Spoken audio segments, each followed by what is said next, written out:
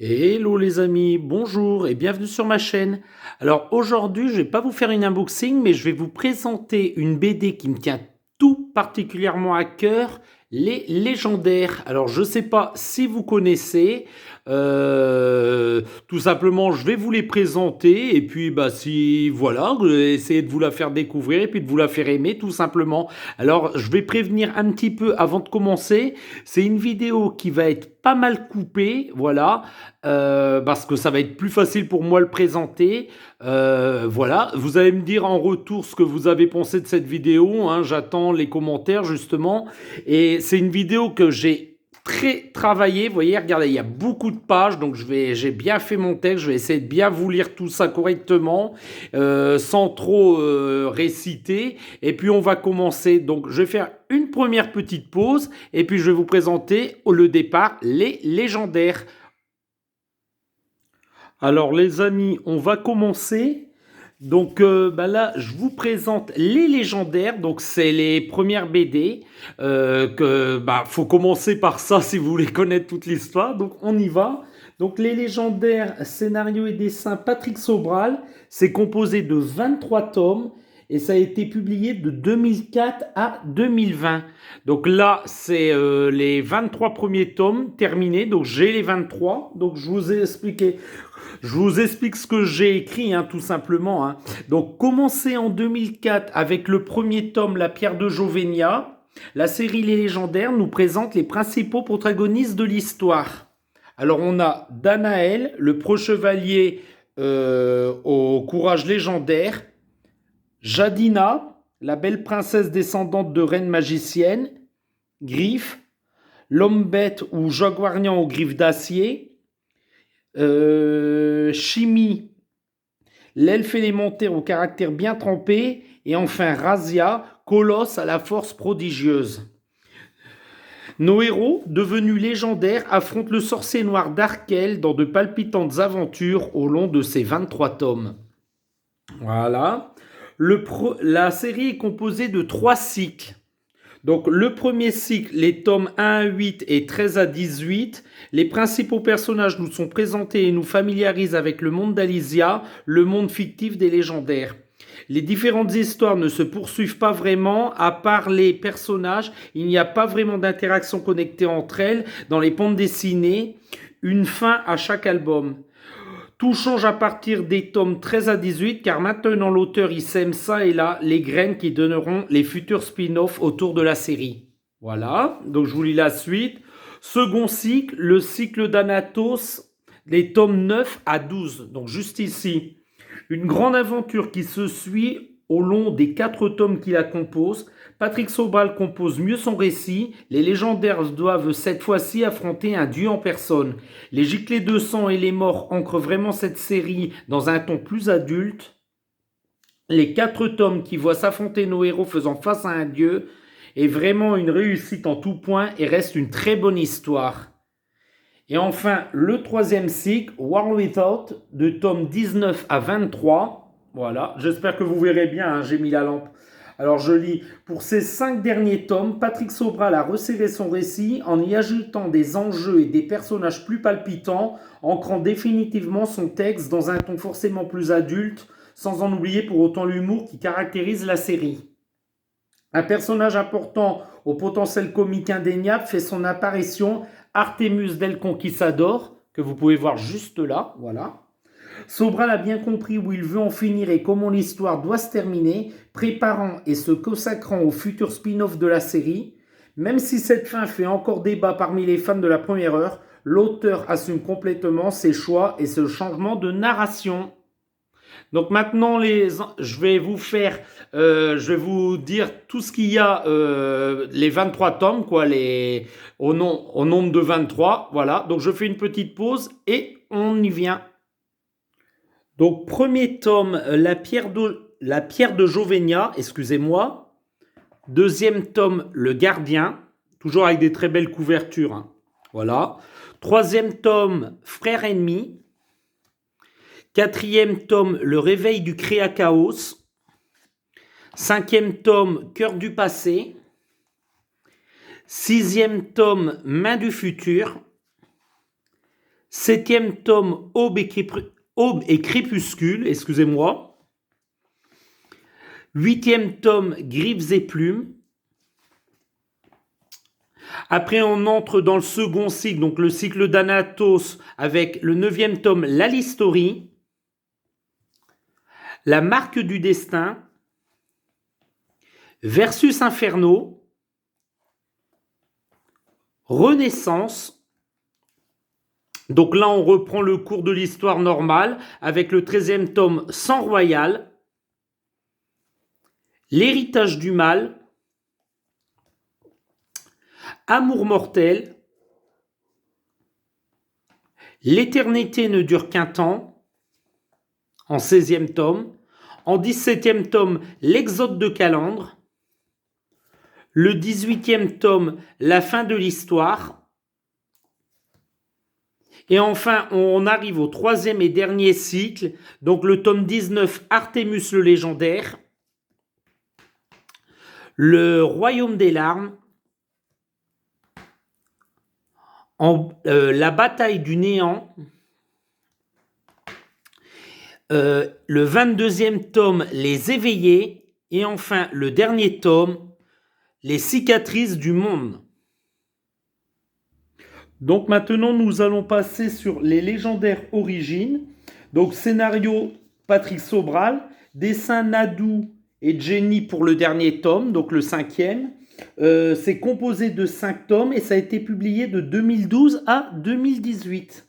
Donc les légendaires origines racontent les débuts de nos héros avant qu'ils ne deviennent des légendaires, ajoutant du lore à la franchise. Patrick Sobral met en lumière des moments de vie, des points qui jusqu'ici étaient restés obscurs pour ses personnages.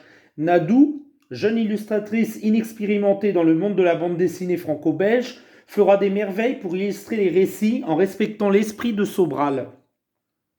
La jeune fille ne supportant plus le rythme effréné d'une publication aussi dense, 2 publications dans l'année tout de même entre la série principale et ses divers spin-offs, Nadou sera remplacée par Jenny pour terminer les 24 dernières planches du 5e tome Razia.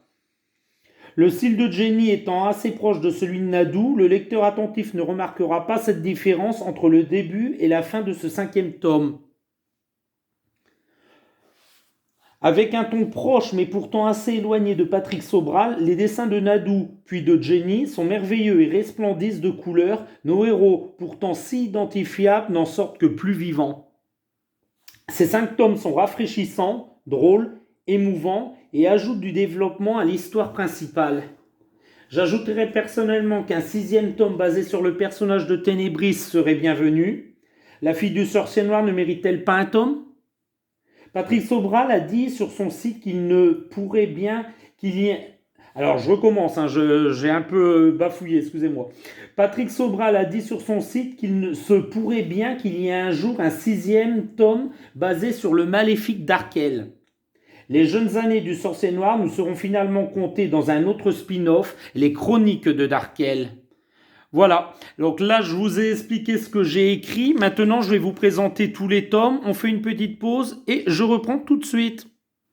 Donc dans la collection les légendaires origines, vous retrouvez en tome 1 Danaël, en tome 2 Jadina, en tome 3 Griffe en fer, toujours avec des très belles couvertures, vous pouvez le voir. En tome 4 Chimie, voilà. Et pour le 5e et dernier tome, nous aurons Razia. On va passer à la suite. Donc pour la suite, nous arrivons au légendaire Parodia.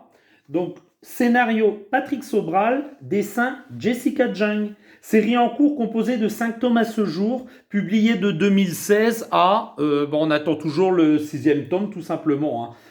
Donc les légendaires Parodia, comme son nom l'indique, est une parodie mettant en scène différents personnages issus de la série principale, des divers spin-offs et des personnages fictifs de la culture populaire. Sous forme d'un gag par planche, Patrick Sobral met ses personnages dans des situations embarrassantes, voire gênantes, frôlant le ridicule, mais gardant pour seul objectif nous divertir et nous faire rire. Les dessins de Jessica Jung sont dans une forme chibi, conviennent à merveille à ce spin-off. Les héros de ces histoires déambulent dans des gags visuels et situations délirantes. l'auteur Patrick Sobral n'hésitant pas à se mettre en scène lui-même dans des situations ridicules mais complètement drôles, brisant ainsi le quatrième mur à la façon de Deadpool. Cette série n'a qu'un seul but, nous faire rire. Les histoires ne se suivent pas. Il n'est pas nécessaire de connaître la série principale et ses personnages pour apprécier les gags, mais je recommande fortement la lecture des légendaires pour apprécier encore plus ses parodies. Comme la série principale et ses spin-offs, différents personnages issus de la culture populaire parsèment les planches de cette série. Ouvrez bien les yeux, Pikachu, les Gremlins, la princesse Zelda et autres princesses Disney. À coup sûr, vous y ferez une rencontre que vous connaissez forcément. À noter qu'il existe un tome spécial en partenariat avec les magasins Carrefour. Pour l'achat d'un tome des légendaires et 1 € de plus, vous pouviez repartir avec ce tome spécial. Ce tome spécial est un best-of des gags issus des 5 tomes déjà sortis. Il n'apporte rien à part une couverture inédite. Donc maintenant, je vais vous présenter tous les tomes. Donc les petits amis, je vais vous présenter tous les tomes, les légendaires Parodia. Alors, en 1, nous aurons Héros en délire. Le tome 2 s'appellera Vous trouvez ça drôle. Le tome 3, ça s'appelle Gagastrophique. Voilà, avec une très belle couverture. Hein, j'adore celle-ci, elle est très belle. Le tome 4 s'appelle Raz de marée. Et raz de marée, ER, hein, le droit de se marrer. Voilà, moi ce titre me fait bien rire. Et enfin, le 5e tome s'appelle Game of Drôle. Et comme je vous ai dit dans mon petit texte que j'ai écrit, il y aura bien sûr un 6e tome, mais c'est une compilation des 5 premiers tomes. Donc il n'y a pas un grand intérêt, mais au moins il a l'avantage d'avoir une couverture inédite. Voilà, on va passer à la suite. Alors, les petits amis, on va passer à la suite avec les légendaires, les chroniques de Darkel. Alors, scénario Patrick Sobral, dessin Orpheline, série en cours composée de 4 tomes à ce jour. Alors, sachant qu'il y en a 3 de sortie, moi j'ai les 3, hein, le 4e est en cours de sortie. Hein. C'est publié de 2009 à jusqu'à temps que ça se termine tout simplement. Alors on y va. À travers la série principale, les origines du plus grand méchant de la série nous avaient été partiellement dévoilées, mais il restait encore bien des mystères entourant ce personnage. Il était temps pour l'auteur Patrick Sobral de lever une part de ce mystère. Ce spin-off nous conte l'histoire d'un jeune garçon amené à devenir le plus puissant sorcier du monde d'Alysia, le monde des légendaires, le maléfique Darkel, némésis de nos héros. Magnifiquement mis en scène par Orpheline, dans des planches resplendissantes, les personnages issus encore et toujours de l'imaginaire de Patrick Sobral déambulent dans une aventure captivante, surprenante et vraiment intéressante. Les héros de ce spin-off sont vraiment intéressants et n'ayant encore pour la plupart jamais été vus dans la série, ils apportent beaucoup de fraîcheur et un souffle nouveau à ce récit. Le lecteur ne se sentira jamais perdu. L'auteur ancre bien son récit dans le monde des légendaires et certains personnages, lieux, nous sont familiers. Sobral a définitivement ancré la série dans le sérieux, ajoutant des moments forts et des enjeux adultes qui plairont à tous. Ne délaissant jamais son premier public, les enfants, l'auteur parsème son histoire d'humour, certes mineur, n'entachant jamais le récit et les personnages qui la composent. Un spin-off magnifiquement maîtrisé, mettant encore plus en lumière un personnage aussi important de la série principale et très bien écrit, que demander de plus? Le public a grandi et Sobral le sait. Voilà les petits amis. Donc là, je suis très fier de ce que j'ai écrit. J'espère que ça vous plaît, mais je suis désolé, c'est très dur à filmer et à lire en même temps. Donc là, je vais vous présenter tous les tomes. Donc il y en aura 3. Donc le premier, Ténébris. Le second tome, qui est une très belle couverture, La Croisée Sanglante. Voilà. Et enfin, le dernier tome, La Sentence des Ombres. On va passer à la suite. Alors, pour cette suite, je vais être un petit peu moins sage, un petit peu moins gentil. Alors, je vais vous expliquer ça tout de suite. Donc, on va partir dans les légendaires missions, comme c'est écrit juste en haut. Donc, scénario et dessin, Patrick Sobral, Cardona, Torta. Enfin voilà, c'est un petit mélange de tout et je vous explique pourquoi. C'est une série en cours composée de 5 tomes à ce jour. Sachant que moi, ici, j'en ai 4. Le cinquième n'est pas encore sorti, mais voilà. Et ça a été publié de 2019 à jusqu'à la fin. Alors, on pense que, vu que c'est adapté de la série de TF1, que ça sera adapté jusque 22 tomes, me semble-t-il, 22 ou 24 tomes, je me souviens plus vraiment. Alors, je vous lis ce que j'ai écrit. Je vais commencer par tirer à boulet rouge. Cette série, pour moi, est une hérésie complète. Inspirée de la série animée Les Légendaires, diffusée sur TF1, elle-même inspirée de la BD, c'est pour moi Le Serpent qui se mord la queue. Une BD qui inspire une série animée qui à son tour inspire une BD, voilà quoi. Cela ne donne l'impression que ce spin-off n'existe que pour surfer sur le succès des légendaires et faire de l'argent, car de toute façon, les fans achèteront ces tomes pour ajouter à leur collection. Moi-même les ayant achetés. Mais quel mal y a-t-il à cela?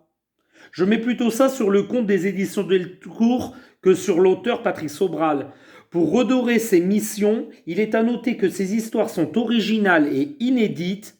La série de TF1 n'utilise que le nom et les personnages de la bande dessinée de Sobral qu'elle met en scène à travers différents auteurs. Cette série ne nous perd jamais, les personnages et les lieux nous sont familiers. Ce spin-off reste tout à fait correct et ne dénature aucunement la BD originale, bien que les dessins des planches restent légèrement en dessous de ce que Sobral nous avait habitués. À réserver seulement à ceux qui ont vu la série animée, les autres, passez votre chemin.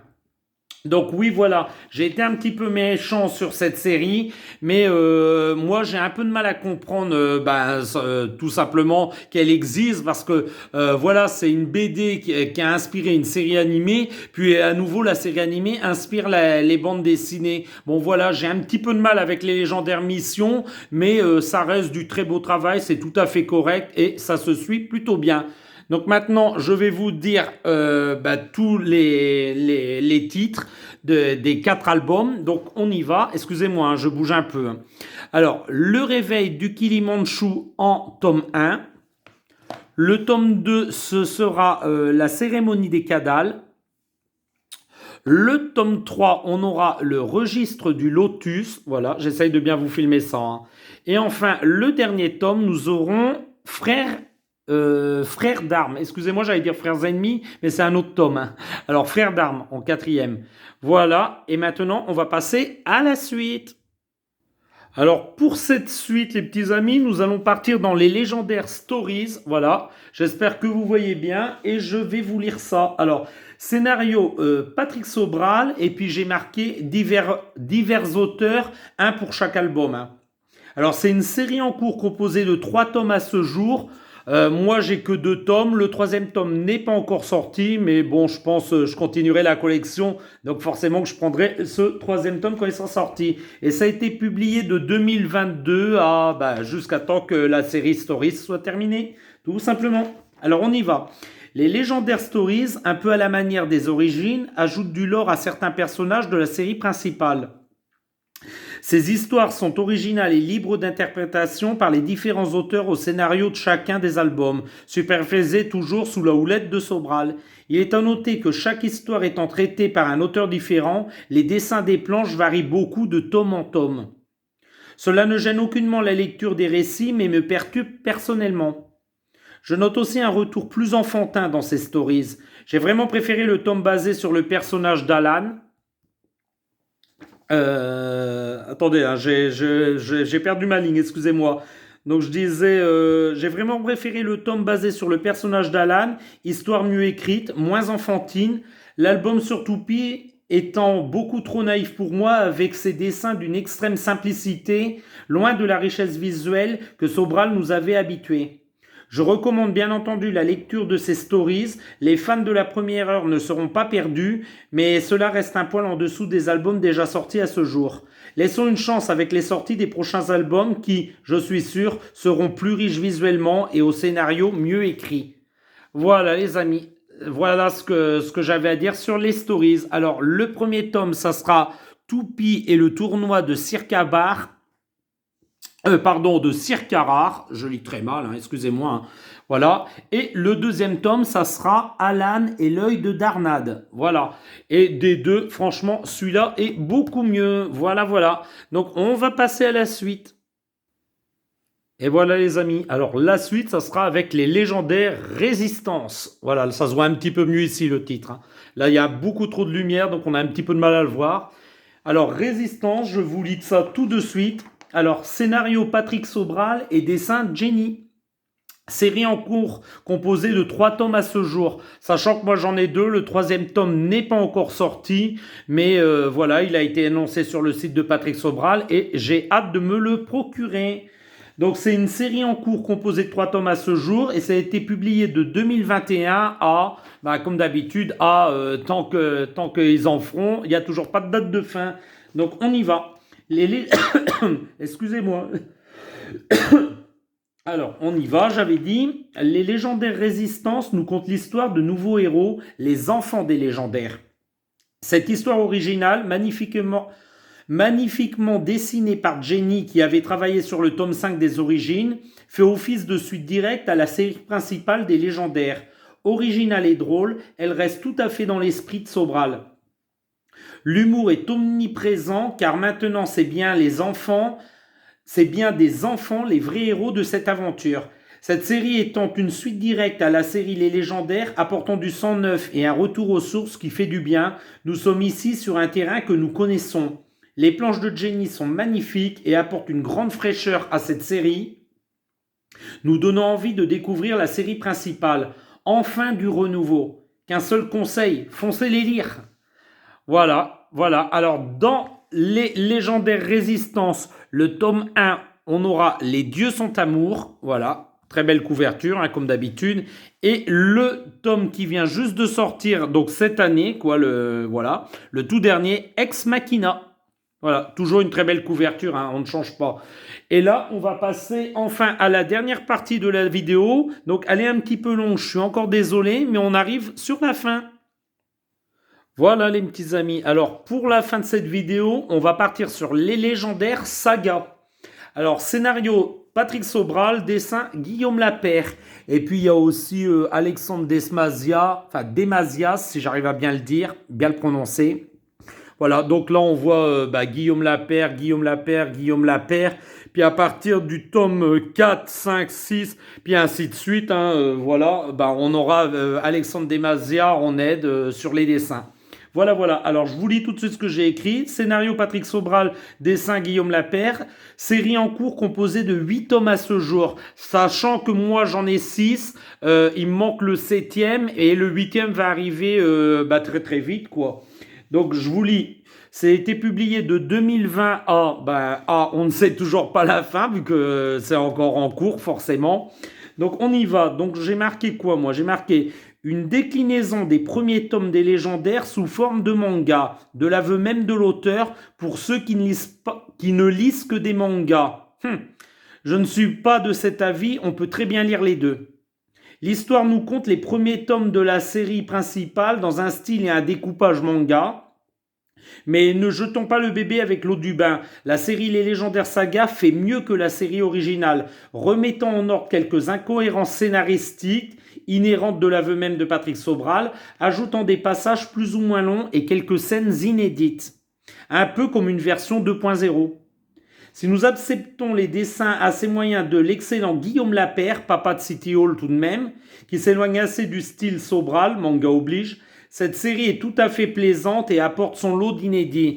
Alors j'ai marqué en les plus le style manga, hein, pour ceux qui lisent que des mangas, quoi, ils vont adorer. Et puis j'ai marqué aussi les moins, justement, ce qui fait la force du manga, c'est aussi, c'est moins le style manga, justement. Parce que y en a qui vont aimer cette version des légendaires, sachant que ça couvre vraiment les premiers tomes des légendaires, hein, ça n'apporte rien, hein, comme je disais. Mais voilà, ce qui fait sa richesse, bah, c'est aussi ce qui fait son défaut. Il y en a qui vont détester le style manga, puis il y en a qui vont adorer. Moi, je les recommande, hein. Ça n'apporte pas grand-chose, mais comme je disais, bah, ça fait mieux que l'émission, forcément, parce que ça ajoute, ça remet des scènes un peu dans l'ordre, un peu de cohérence à tout ça. Et puis, surtout, ça fait des scènes beaucoup plus longues, comme dans les versions longues des films. Voilà les petits amis, je vous ai tout dit. La vidéo va se terminer. Je suis désolé encore, elle a été très très longue, mais j'avais beaucoup de choses à vous présenter. Et ben, un dernier petit mot. Si Monsieur Patrick Sobral, vous voyez cette vidéo, bah déjà, ça me ferait très plaisir que vous voyez le travail que je fais sur ma chaîne. Et puis, bah, n'hésitez pas, un petit commentaire, un petit encouragement. Ça me ferait super plaisir que vous me laissiez un commentaire sur la chaîne. Voilà. Et puis, bah, je vous dirai à très bientôt, les petits amis, dans les prochains unboxings de Fred. Au revoir, les petits amis. Au revoir.